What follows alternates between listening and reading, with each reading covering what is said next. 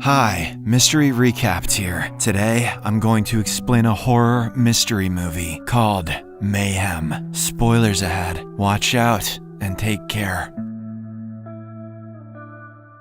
The movie begins as we learn about the ID7 or Red Eye virus, which is rapidly spreading worldwide. The virus does not kill its host, but rather infects neural pathways, causing them to act out their darkest impulses, like the desire to kill. One of the first Red Eye carriers was Neville Reed, who committed the first known murder while infected with the virus. His lawyers, however, were able to prove his innocence, arguing that one is not responsible for their actions while under the influence of ID7. Next, we meet our protagonist, Derek Cho, who is a lawyer at a company called TSC. He began as a humble employee and worked tirelessly to achieve levels of success that his family had never seen. Despite his efforts, he was never rewarded until he discovered a loophole in Neville's case and successfully secured his acquittal for murder. This victory finally resulted in a significant promotion and a coveted corner office. However, as he continued climbing the corporate ladder, he gradually began to lose his inner values. One morning, when Derek arrives at his office, he meets with a borrower named Melanie, who is facing eviction due to late payments. She pleads for 2 more months, but Derek tells her he doesn't have the authority to make that decision, as the bank is only a client of their company. He also reveals that this decision was made by Irene Smith, one of the TSC's partners whom he is unable to oppose. Derek asks the woman to leave, but she refuses to budge without meeting Irene. With no other choice, he calls security, who forcefully escorts Melanie away from there. Next, Derek takes a sip of water, not realizing it contains some ID7 virus particles. He is then visited by the receptionist, who says that he will be held accountable for a mistake involving one of their most important clients, Vandacor. Derek is shocked upon hearing this, as he has never handled any cases for Vandacor before. Meanwhile, we see the virus begin to spread throughout the office as people start developing red eyes. In the next scene, Derek heads to the upper floor and confronts his superior, Kara Powell. He asks about the Vandacor situation and why he is being blamed for something he did not do, but Kara provides evidence that the case was assigned to him, and it becomes clear that she had him set up by forging documents. It turns out she made a big blunder on a case and is now trying to use Derek as a scapegoat. Kara then asks him to take responsibility and offers him a large sum of money if he agrees. However, Derek declines the offer and demands that they report the situation to their boss. They both then decide to go upstairs to the director's penthouse and plead their cases. In the elevator, Kara uses her key card to access the upper floor, as only she has permission to enter that area. When they arrive, Derek informs the CEO, John Towers, that Kara falsified some documents and is putting blame on him for something he didn't do. However, the boss doesn't seem to care.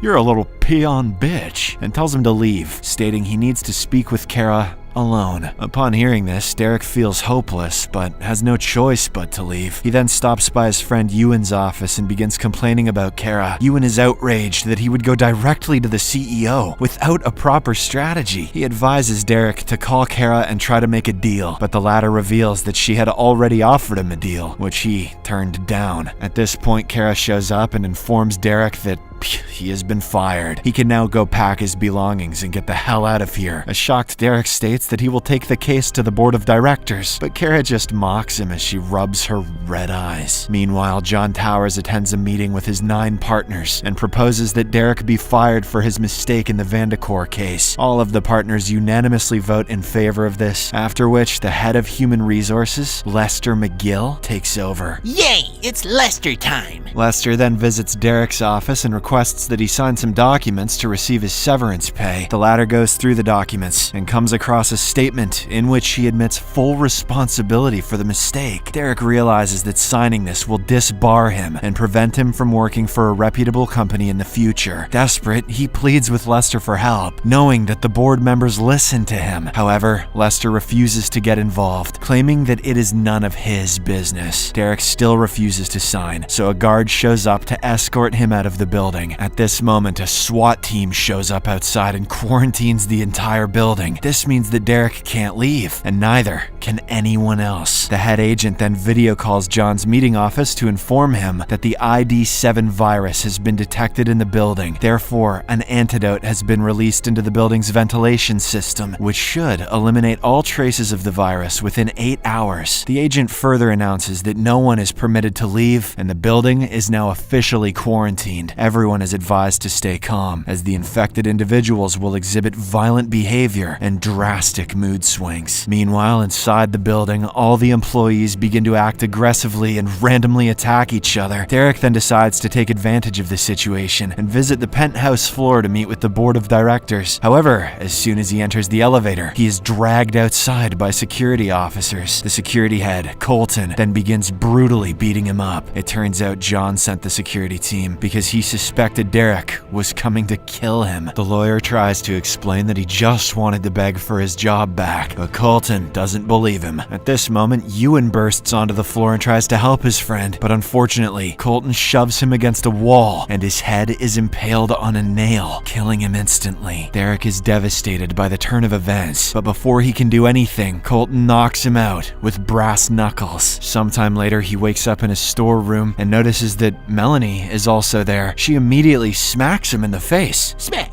And the lawyer responds with his own blow. After a brief scuffle, Derek suddenly suggests they join forces and head to the penthouse together. He claims that she will find Irene Smith there, the woman who evicted her. Melanie initially refuses to trust him, but after careful consideration, she decides to take the chance. Next, Derek gets to work and improvises a makeshift telephone using a rope, a board, and a phone. He then contacts Vandecor's director and also includes John in the conference call. During the call, Derek exposes the truth about how his company mishandled Vandecor's case, costing the client millions of dollars. He also describes how his superiors refused to accept responsibility and instead used him as a scapegoat to cover it up. After hearing all of this, the director of Vandecor becomes enraged and immediately terminates the partnership with TSC. He tears down the contract paper during the video call before finally hanging up. This infuriates John, so he orders a group of security officers to kill Derek immediately. However, our hero has already anticipated this beforehand. As soon as the guards enter the storeroom, Melanie distracts them and Derek knocks them out. The duo then arms themselves with various tools as makeshift weapons and begins their journey upstairs. Derek explains to Melanie that they can only get into the penthouse with a special key card because the elevator operator is not giving out codes. Their plan requires them to first go to Lester. and take his key card to reach Kara's floor. They will then need to obtain her key card, which will finally allow them access to the penthouse. Soon enough, the duo reaches the 6th floor, and Melanie tries to shoot Lester with a nail gun. He deflects the attack and quickly locks himself inside his office, but an enraged Derek kicks down the door. The duo then demands that Lester turn over his key card, and he seemingly obliges. But seconds later, he pulls out a pair of scissors from his pocket and stabs Derek in the hand. He then turns his attention to Melanie and tries to kill her. It appears that Lester's about to succeed, but at the last moment she grabs a circular saw and tears through his body. Before heading upstairs, Derek sends John a video of Lester's dead body and warns him that he'll be next. This terrifies the boss, so he immediately calls Kara to inform her that Derek is on his way to her office. He urges her to destroy her keycard to prevent him from reaching the penthouse. Kara initially refuses, as it is her only trump card, but when he offers to make her a partner, she readily accepts. However, as she hangs up the phone, she starts to have second thoughts. She then gives the keycard to her assistant Meg and instructs her to hide it somewhere without telling her the location. In the meantime, John sends out a message to all staff and offers $450,000 to anyone who can kill Derek. Not long after, the duo arrives at Kara's floor, where she has already assembled a team of employees to protect her. Kara and Meg then run away, while Derek and Melanie start fighting the employees. After a long and bloody battle, the duo manages to eliminate all of the employees. They then enter Kara's office and demand the key card, which she refuses to give at first. However, when Derek moves closer to kill her, she has no choice but to comply. Kara then summons Meg and asks her to give her back the keycard. The assistant agrees, but soon reveals a burnt piece of plastic, which shocks everyone. Meg explains that the upper levels had already suspected Kara would betray them, so they offered her a promotion in exchange for destroying the keycard. This revelation sparks a heated argument between the two women, which ultimately ends when Meg kills Kara with a pair of scissors. The scissors in this place are OP.